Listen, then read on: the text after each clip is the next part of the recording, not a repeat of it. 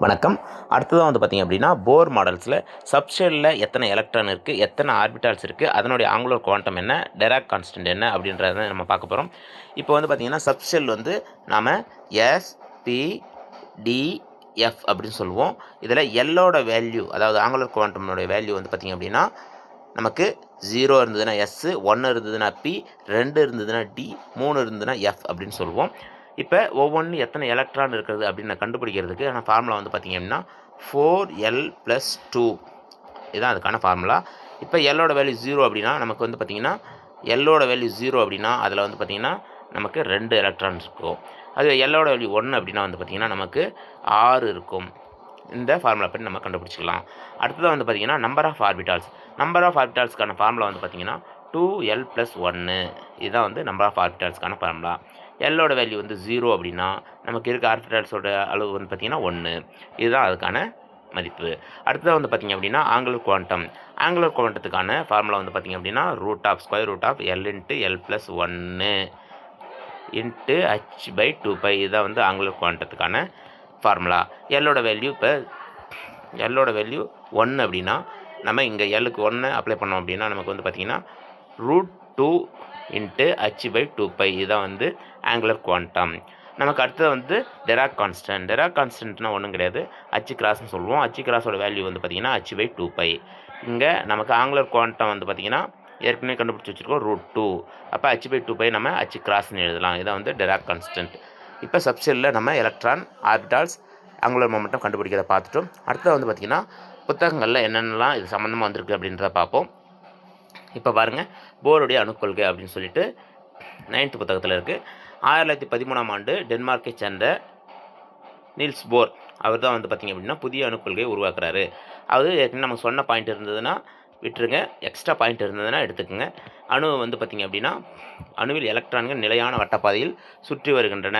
இந்த பாதைக்கு தான் வந்து ஆர்பிட் அப்படின்னு சொல்கிறாங்க. இது நம்ம ஏற்கனவே படிச்சிட்டோம். அடுத்ததான் வந்து பாருங்கள், அடுத்தது என்ன சொல்லியிருக்காங்க அப்படின்றத பார்ப்போம். அடுத்தது பாருங்கள், ஒரே வட்டப்பாதையில் எலக்ட்ரான் சுற்றி வரும்போது ஆற்றலை இழப்பதோ ஏற்பதோ இல்லை. இதெல்லாம் நம்ம ஏற்கனவே பார்த்துட்டோம். இதெல்லாம் இருக்குது அந்த பாயிண்ட்டு. இந்த வட்டப்பாதையை தான் நம்ம என்னென்னு சொல்கிறோம் அப்படின்னு பார்த்தீங்கன்னா KLM அப்படின்னு சொல்லிட்டோம். அடுத்தது 1, 2, 3 அப்படின்னு சொல்லலாம். இங்கே பாருங்கள், இதில் முக்கியமான பாயிண்ட் ஒன்று இருக்கும்.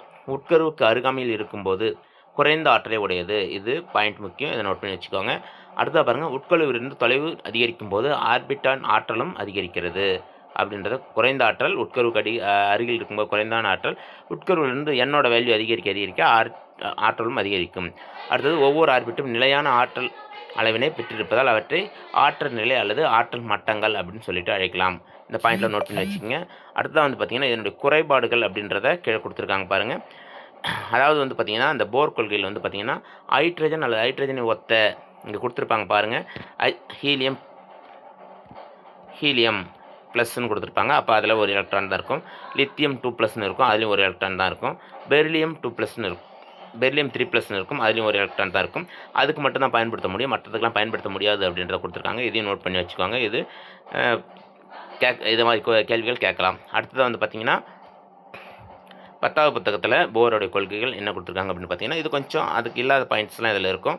இப்போ பார்த்தீங்கன்னா தெரியும், பிளாங்க் மற்றும் ஐன்ஸ்டீனின் ஆய்வுகளின் மூலம் மின்காந்த அலையின் ஆற்றலானது, மின்காந்த அலையின் ஆற்றல் hν, இதை வந்து பார்த்திங்க அப்படின்னா அணுவினுடைய ஆற்றலுக்கு பயன்படுத்தி தான் ஒரு ஹைட்ரஜன் அணுவினுடைய ஆற்றலை வந்து போர் வந்து கண்டுபிடிக்கிறாரு. அங்கே வந்து பார்த்திங்க அப்படின்னா இங்கே வந்து பாருங்கள், hν அப்படின்றது hன்றது பிளாங்க் கான்ஸ்டன்ட், நியூன்றது வந்து பார்த்திங்க அப்படின்னா கதிர்வீச்சினுடைய அதிர்வெண். ஹோட வேல்யூ இங்கே கொடுத்துருக்காங்க, இதை நோட் பண்ணி வச்சுக்கோங்க. இதை ப்ராப்ளம் போடும்போது இதில் பயன்படும். இப்போ போருடைய கருதுகோள்கள் இது கொடுத்துருக்காங்க. இது ஏற்கனவே இருக்கிற பாயிண்ட் தான். எலக்ட்ரான் ஆற்றல் வரையறுக்கப்பட்ட மதிப்புகளை பெற்றிருக்குன்னு கொடுத்துருக்காங்க. அடுத்ததான் வந்து பார்த்திங்க அப்படின்னா அந்த சுற்றி வர பாதையை வந்து நிலையான வட்டப்பாதை, ஸ்டேஷனரி ஆர்பிட் அப்படின்னு சொல்லலாம். அடுத்ததாக வந்து பார்த்திங்க அப்படின்னா அதனுடைய கோண உந்தம், வட்டப்பாதையில் தான் சுற்றி வருது, அதனுடைய கோண உந்தம் எதுக்கு ஈக்குவலாக இருக்கும் அப்படின்னு பார்த்தீங்கன்னா h/2πக்கு ஈக்குவலாக இருக்கும் அப்படின்றத கொடுத்துருக்காங்க. அடுத்ததாக பாருங்கள், ஒரு எலக்ட்ரானின் ஒரு குறிப்பிட்ட நிலை வட்டப்பாதையில் சுற்றி வரும் போது ஆற்றலை இழப்பதில்லை, ஏற்பதில்லை அப்படின்றத கொடுத்துருக்காங்க. இதில் கூடுதலாக எதனா பாயிண்ட் இருக்கான்றதை பார்த்துக்குங்க. இதில் வந்து பார்த்திங்க அப்படின்னா E = hν அப்படின்றத கொடுத்துருக்காங்க. உயர்ந்த ஆற்றல் பாதையிலேருந்து குறைவான ஆற்றல் பாதைக்கு வரும்போது hν அளவு ஆற்றலை இழக்குது. E2லேருந்து E1க்கு வரும்போது hν என்ற அளவுக்கு ஆற்றலை இழக்குது. இதிலிருந்து வந்து பார்த்திங்கன்னா நமக்கு நியூ கண்டுபிடிக்கலாம், அதிர்வெண்ணை கண்டுபிடிக்கலாம். E2 - E1 by H. நமக்கு ஹெச்ன்றது பிளாங்க் கான்ஸ்டன்ட் தெரியும். எனர்ஜி இது தெரிஞ்சதுன்னா நம்ம என்ன பண்ணலாம் அப்படின்னா அதிர்வெண்ணை கண்டுபிடிக்கலாம் அப்படின்றதுக்கான ஃபார்முலா கொடுத்துருக்காங்க. இதில் முக்கியமாக வந்து பார்த்திங்கன்னா 2 பாயிண்ட் கொடுத்துருக்காங்க. அதை நீங்கள் கண்டிப்பாக தெரிஞ்சுக்கணும். இதில் வந்து பார்த்திங்க அப்படின்னா ஆர் எப்படி கண்டுபிடிக்கிறதுக்கான ஒரு ஃபார்முலா கொடுத்துருக்காங்க.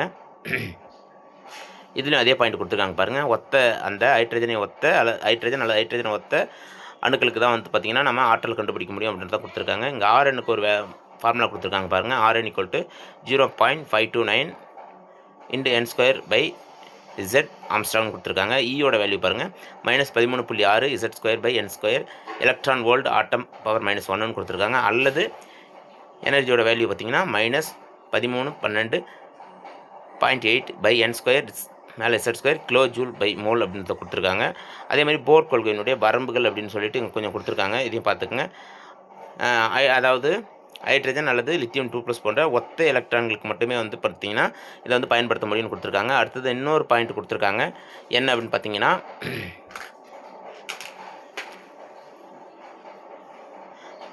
இந்த ஸ்டார்க் எஃபெக்ட்டும் சிமன் எஃபெக்ட்டும் கொடுத்துருப்பாங்க. மின்புலத்தில் நிறமாலை கோடுகள் பிரிகிறது ஸ்டார்க் எஃபெக்ட். காந்தப்புலத்தில் இருந்ததுன்னா அது சிமன் எஃபெக்ட். இது ரெண்டும் படிச்சுக்கிங்க. போன டிஆர்பிலையும் அதை கேட்டிருந்தாங்க. அதுக்கடுத்தது பாருங்கள், அணுக்கருவினை சுற்றி எலக்ட்ரான்கள் அவற்றின் கோண உந்தத்தினுடைய மதிப்பு NH/2Hக்கு சமமாக இருக்குமாறு உள்ள சில குறிப்பிட்ட வட்டப்பாதைகள் மட்டுமே சுழல்வதை அடிப்படையாக அமையும் காரணத்தினை போர் கொள்கையால் விளக்க முடியவில்லை. இதை கொஞ்சம் பார்த்துக்குங்க. இதில் வந்து முக்கியமான பாயிண்ட்டு இதனுடைய குறைகள். அடுத்ததாக மீதி இருக்கிறத அடுத்ததில் பார்க்கலாம். நன்றி.